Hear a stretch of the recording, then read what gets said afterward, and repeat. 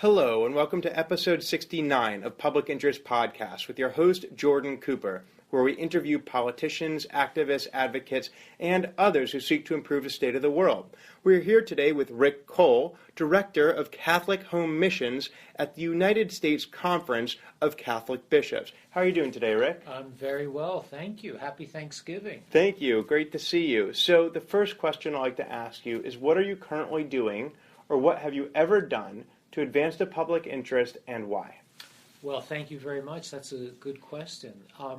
Perhaps I can explain a little bit about what the Catholic Home Missions Office does here at the USCCB. We try to help those dioceses throughout the United States that need some extra support from the USCCB. These are dioceses that may contain a small amount of Catholics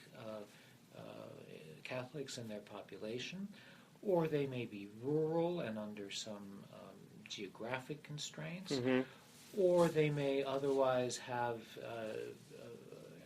issues concerning their access to resources. They may contain populations that may be poor or disadvantaged.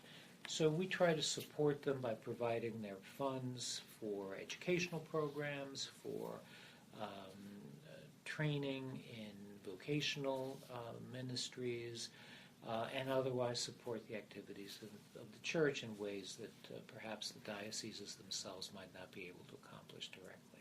So you're basically working with a national organization to try to advance the Catholic mission and facilitate the practicing of the Catholic faith in areas of the nation that may otherwise be unable to do so effectively without your support. That's exactly right, and we tend to want in particular to support outreach to young people, outreach to Hispanics, outreach to other minorities that would perhaps otherwise not receive the inclusion that they're entitled to as a result of inadequate resources in the dioceses in question. So tell me a little bit about the United States Conference of Catholic Bishops. What is it? What's it here for? Who supports it? How did you get involved? Just tell me a little bit about it. Sure. The USCCB, as it's known by its initials, is an organization headquartered here in Washington, D.C., which really represents the approximately 200 or so bishops that head dioceses across the United States. And it tries to provide support and help to those bishops. It's run by the bishops themselves through various committees.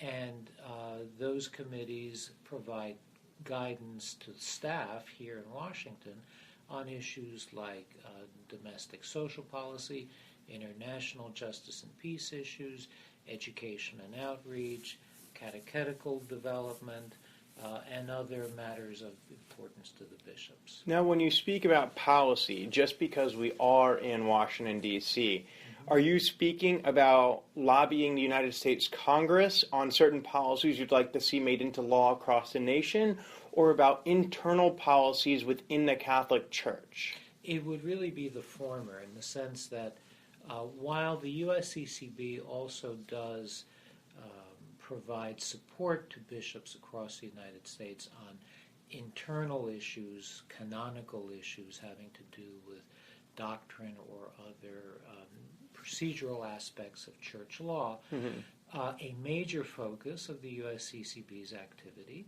is on domestic and international policy development. And indeed, one of the ways that one can learn about the positions taken by the conference based upon the decisions of the bishops that are active in that area is by going to our website, which is usccb.org, and choosing links to domestic social development or international justice and peace, to then get a download of letters and memoranda and other materials that have been prepared over the years on various issues of social prominence. So what are what's an example of a policy that the USCCB wished to see passed, and has seen passed by the U.S. Congress, and then from there ask if there's any local or state legislation you're interested in? Sure. On the national level, I know that from the international point of view, the conference has always wanted to support international development and foreign assistance programs. It's an interesting fact that most Americans believe that the U.S. government spends somewhere around 20% of its budget on foreign aid. In fact, as you probably know, Jordan, the number is really closer to 0.7%. It's less than 1% of the total U.S. government's budget goes to foreign assistance, things like emergency food care, health assistance, support for various health programs across the world. And in these days of very tight budgets, the USCCB and the Office of International Justice and Peace will advocate for a fair allocation of the budgetary resources to make sure that international poverty assistance and that people who need help in less developed parts of the world are getting the kind of support that they need. So if the United States were a parish, then we really would be falling short of making our tithe. Yes, that's exactly right. It's a very good way to put it. And indeed, there are a host of other countries around the world, including the Scandinavian countries most prominently, that contribute a far greater percentage of their gross domestic product to international assistance than we here in the United States do. Yes. Now, as a member, would you characterize your organization as a charitable organization? Yes, it is a not-for-profit, and it is structured so as to provide charitable and other services to Catholics and non-Catholics in the United States, and to advocate on a nonpartisan basis on behalf of programs that benefit the citizens of the United States and the citizens of the world, whether they're Catholic or not. I've heard it been said that Americans are among the most charitable individuals on a society level, nation in the world, yet it seems on a national policy level we are less charitable than many of our contemporaries. Is that true? And if so, do you have any insight into why that may be? Well, I think it is the case that a smaller percentage of our budgetary resources go towards poverty assistance and other more altruistic programs. Why that's the case, I think that part of it is a lack of information, a perception that somehow we're spending more money in this area than we actually are, and also, of course, the fact that we tend to spend a lot of money on military and other infrastructure projects that consume a significant amount of the funds. Other countries don't have that kind of commitment and obligation, and may feel better able to allocate a greater percentage of their budget towards poverty assistance and poverty reduction. So it sounds like if you're advocating for altruistic investments, for instance, alleviating the effects of an earthquake in Haiti, yes, then regardless of the religion of the individual of the individuals in that location that has been struck by a disaster, then it sounds like one of the great missions of the USCCB is to improve the state of humanity. That's certainly the hope and the mission. We like to say here at the USCCB that we help other people not because they're Catholics, but because we're Catholics, meaning that we see as part of the mission of the Church, and I think this is something that we share with other denominations as well, certainly many Protestant and certainly the Jewish faiths as well, share a belief that it is important to help those most in need, regardless of the religious affiliation of the people who are being assisted. And at the USCCB, we share in that tradition that our brothers and sisters in the Jewish and Protestant and Muslim communities have towards trying to make the world a better place by assisting and by advocating on behalf of policies that help the poor and the disadvantaged within our society and in foreign societies as well. Can you speak a little bit about the history of and role of charity and charitable giving throughout the history of the Catholic Church and the Christian people? Yes, I think it's becoming an ever more important part of the way in which the Catholic Church is able to effectuate its mission. We certainly here in the United States live in a culture where there are separations between the activities of church and state, as enshrined in the First Amendment and elsewhere. And one of the consequences is that most religious organizations need to rely on voluntary donations from their congregants or from other parties, foundations, etc., that are willing to help in connection with the mission of the church or organization that they're supporting. And certainly that's an important way in which the Catholic Church and other denominations obtain the funds and the resources that we need to be able to assist those who are most in need of support and assistance from us. So it's interesting when you consider that the USCCB invests so many of its resources into advocating for something that Jesus Christ advocated for, which, according to Christian doctrine and faith, would be goodwill towards all men. Yes. Yet has potentially agreed to, and I'm not sure if you'd agree with this, divorce that aspect of the mission from proselytizing and saying, well, not only should we be doing as Jesus said, but we should believe that he is our Lord, our God, as we, the Christian people, do.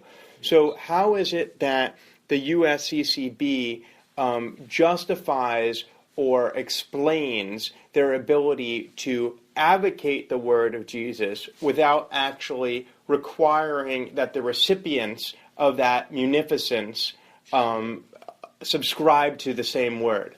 Well, we certainly think it's important that people receive assistance regardless of their denominational affiliation, whether they're Christians, whether they're not Christians. It's important that those who are hungry, those who are injured, those who require housing or health care receive that assistance. And certainly we don't require it as a condition that either they be Catholics, be Christians, or convert to Christianity or Catholicism. I think Pope Francis placed it very well and said it very well when he said that in terms of proselytizing, we should proselytize by attraction rather than through words or through any kind of conditionality. And that is the way in which our programs operate. They hopefully make clear that the mission of the Church, one of its missions is to be of support to those who are in need, and hopefully that will also affirm the way in which Jesus expected his followers to act. I'd like to bring the conversation a little bit back to the life of Rick Coll. Thank you. How is it that you find yourself here? What has been your path? I know you're an attorney. What has been your path from growing up through school into your professional career to find yourself working within the Catholic faith as counsel and as a director of Catholic Home Missions? What brought you here? Thank you. Well, I have always been interested in religion and went to a Jesuit high school when I was in high school many years ago. And where were you in high school? It was a place called Fordham Preparatory School, which was part of the Fordham University campus, and the teachers that we had were very excellent Jesuits and lay people who taught us the importance of Catholic social thought, including the importance of helping those in need. For many years I worked as a finance lawyer in New York City and here in Washington, D.C. for a number of banks and law firms. And I felt that I really would find it very fulfilling if I were able to use some of those skills in support of the principles of Catholic social thought. About 5 or 6 years ago, an opportunity opened up here at the conference at the USCCB to help in the area of Latin American international policy and global trade issues, which were areas that I had worked in when I was in the law firms and at the banks. And I thought that it would be a great way in which to be able to apply some of the skills that I had acquired over the years. And you know some of the Spanish language. Yes. And why do you know it? Well, my parents are originally from Spain, and I spent many years when I was younger living in Spain and speaking Spanish and acquiring fluency in that language. So it fit together well with my interest in Latin America and global trade issues. And when the opportunity came to apply those skills here at the USCCB, it was very attractive to me, and I've been very happy being able to work in those topics here at the conference in furtherance of causes that I have a great belief in. And why does advancing social justice appeal so much to you that you've chosen to switch out of your previous corporate career path into a different line of work? Well, I think all of us have a core within us that speaks to the dream that we have to help others. I've been practicing law for almost 40 years now, and the time came to really take account of the years that I had spent and to determine whether, with the time that was remaining to me, I might be able to use my skills in a way that was more in conformity with the values that I had internally of trying to help in a better way those who were needing help. I think that that's something that many people, whether they're active in a religious setting or in a political setting or in a civic setting or an educational setting, healthcare providers, etc., teachers, all, I think many people have that desire to want to help. And for me, it came at a time when I was still able to apply my skills in that field while having had the experience over the years that hopefully made me a better candidate to serve in that capacity. So can you talk a little bit about what you've done concretely to advance the social justice mission that so much appeals to you through your current role or your previous role in Latin America? Sure.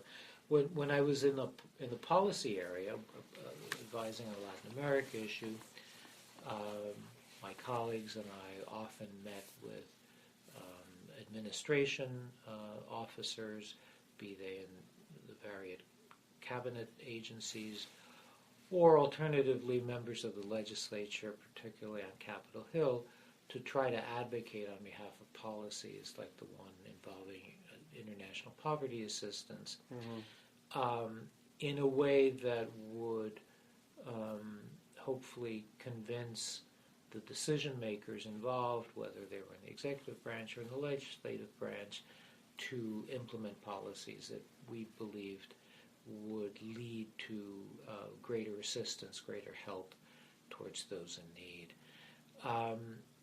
Most of the work then consisted of either writing communications, memoranda, letters, or meeting with the officials in question, or both, to express our views as to the merits of the positions on the basis of their hopeful benefits for the people. And what would you ask of an administration official from a Latin American country? Because Sure. clearly, in America, you're asking for U.S. congressmen to appropriate federal funds to foreign assistance.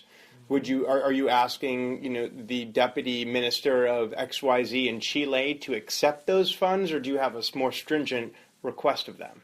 Well, what we would probably do is work with the U.S. government, presumably most importantly with the State Department, whether in the local embassies or in the head office here in Washington, to advocate with them for implementation of policies that would be in conformity with providing assistance to the people of the foreign countries in question. So that, for instance, we might advocate for policies in Central America that would result in greater resources being made available to education or to health care or to job training programs, so that the members of the populations in those countries would have access to these services, live better lives,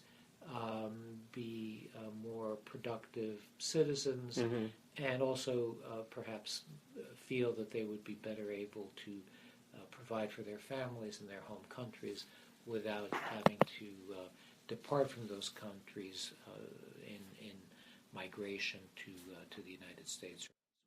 Interesting. So trying to make life better in the home country to have an effect on immigration patterns to the United States. In the parlance of the practitioners, it's called addressing the root causes of migration, by trying to provide for better conditions in the home countries in question, so that people can stay and remain in their home countries and provide for their families in a safe and productive economic environment without feeling compelled that they have to migrate in order to obtain access to better economic circumstances. So as we near the end of this podcast, I'd like to ask you a final question, which is to reflect upon your years in service, and not just in employment at the USCCB, but throughout your life, doing good deeds of any kind, or just in your current career trying to advance a positive social mission and having departed from finance into a more mission-driven organization. And I'd like you to think about your lifetime of public service and reflect upon why, upon your motivations, upon what is it that drives you every day when you get up to do the work that you do, to seek to make this world a better place than it was before you came. Well, I think, like many people, coming from very different religious traditions and backgrounds, I think one of the core values that those of us, certainly in the Judeo-Christian tradition, and sharing also with our brethren in the Muslim and other traditions, we have a desire and we feel a obligation to try to help those who are in need.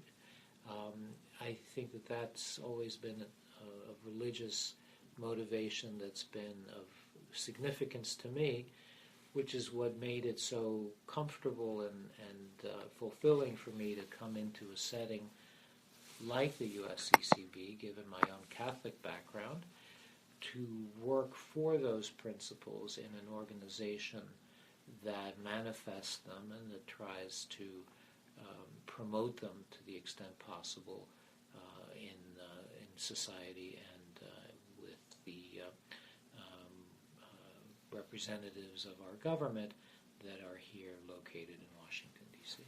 So that has been Rick Coll, who speaks about a powerful personal identity that he identifies with the Catholic faith, and in particular, from his Jesuit upbringing, a sense of responsibility to his fellow man, where he has to give back and gets pleasure from giving back. And the font of his munificence and his public service is very strongly intertwined with the strength of his faith.